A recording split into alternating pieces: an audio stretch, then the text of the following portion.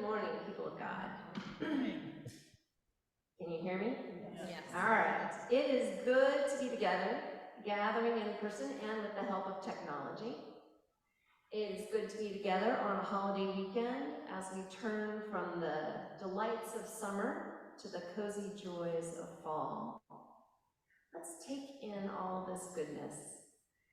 Just take a deep breath and please pray with me.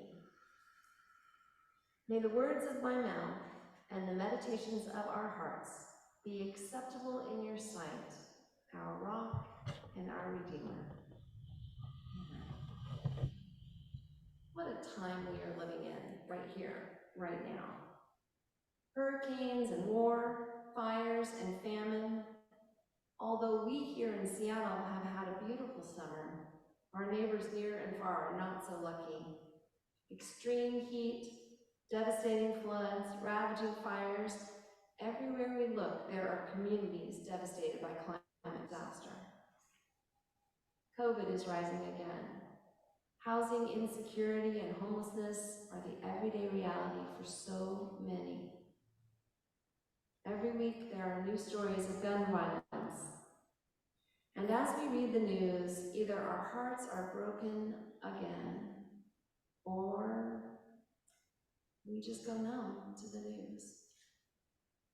And don't even get me started about the election season just getting underway. The pain of this world is overwhelming right now. How do we live with such pain? How do we live in such a time as this? How in the world can we be the people God is calling us to be? These are the questions I seem to be living these days. And these were the questions that were in my heart when Anita reached out to me and let me know that this was one of the scriptures for this week.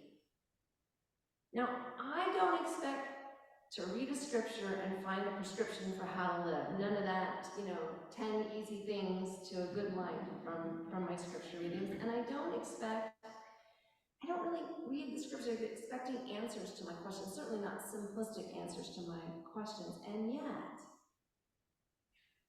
I was so struck by these words from Paul because for a moment it was as if I had written my dear friend Paul a letter telling him how hard it had been here and now and what a mess things seemed to be and asking him to help me figure out a way forward. His words felt like an answer. So here's what I want you to do. With God's help, take your everyday, ordinary life and make it an offering to God. And then Paul continues with a list of ways to do just that, ways I might offer my life to God, ways we might make an offering of our everyday lives. He invites us to listen for the Spirit's call. He encourages us to let God bring out the best in us. He implores us to use the particular gifts that God has given us to help heal this world and all God's people. And to that I say, look at what Admiral Church is doing right here, right now.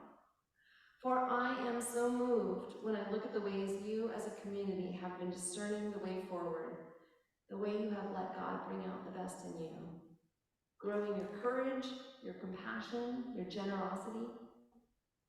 I am moved by all the ways this church is using its particular gifts to help heal the world and all God's people.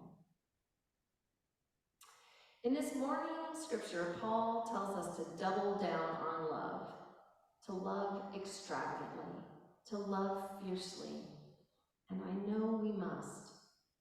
To be grounded in love, if there is any hope of living into God's call, we must be grounded in love. If there's any hope of living into God's call and God's will made known and to be made known, the first thing we must practice is love. Loving others and letting ourselves be loved. Loving this world, the clematis vine and the hummingbird, the geese honking overhead and the lily pads at Green Lake, the brown bears and the salmon they catch and the salmon that somehow escape, the eagles in flight and the humpback whales dancing in and on the waves. Love it all. Let it fill our hearts. Let it break our hearts. Let it be an antidote to ennui and despair. I say, look at what Admiral Church is doing right here, right now. Look at the ways Admiral Church is moving forward, grounded in love. As I read and reread Paul's guidance in this letter to the Romans, I couldn't help but think of you, this beloved community here at Admiral UCC. I couldn't help but think of your hard work and faithful discernment over the last several years as you have figured out how to use this building in a bold new way that aligns with your history and with your faith. Paul says, love from the center of who you are, don't fake it. He says, share with all God's people who are in need, be inventive in hospitality. And it seems to me that that is what you have done. It is what you are doing and what you will be doing as you move forward along this path you have discerned. This scripture highlights for us all the good work you have done here in community and individually. This work which stands on the good work of so many who came before in the history of this place.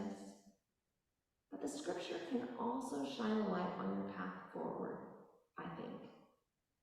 And I would like all you gathered here to leave this morning's encounter with Paul's words with something you can hold in your hand.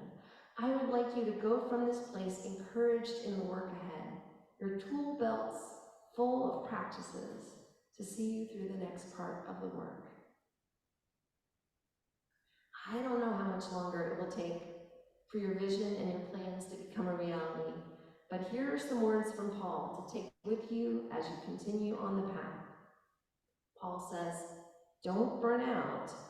Keep yourselves fueled and aflame. He says, don't quit in hard times, pray all the harder. Doesn't it sound like Paul is speaking right to this community, here and now? For we all know about burnout, and we all know about hard times. So pray together, says Paul. And also, be good friends who love deeply. This seems important, right? I imagine that friendship is one of the most important ingredients in this small community. One of the things that keeps you coming back week after week. One of the things that nourishes you as you do this hard work together. So take these words of Paul to heart and love deeply. Tend your friendships so they may grow and flourish and support you in this work. Now, I love that we in the United Church of Christ insist that God is still speaking and that we must not limit the ways God might speak to us here and now. But I have rarely felt so strongly, so surely that God is speaking to a particular community through a particular scripture the way I do today. I hope you hear God in these words. Hear God's celebration of all that you have done and God's encouragement for all that is to come. This letter has so much to offer us today. How do we live in this unprecedented time? How can we be grounded in God's love? How do we live that love, bear that love out into the world? Take a look one more time at the words from Paul. Does something jump out at you? Is there some practice he suggests that speaks to you and your faith journey today? I invite you to find some part of this scripture to help you answer the questions we pondered together at the beginning of our time. I invite you to take the practice of blessing your enemy or discovering beauty in everyone or surprising others with your generosity. Find the word or phrase in this portion that will help you, guide you, strengthen you for the road ahead. May these words help us hold fast to what is good today and in the days ahead. And as we move into communion, people of God, be nourished by the bread and the cup, and be nourished by these words. May they all be food for the journey and bless us on our way.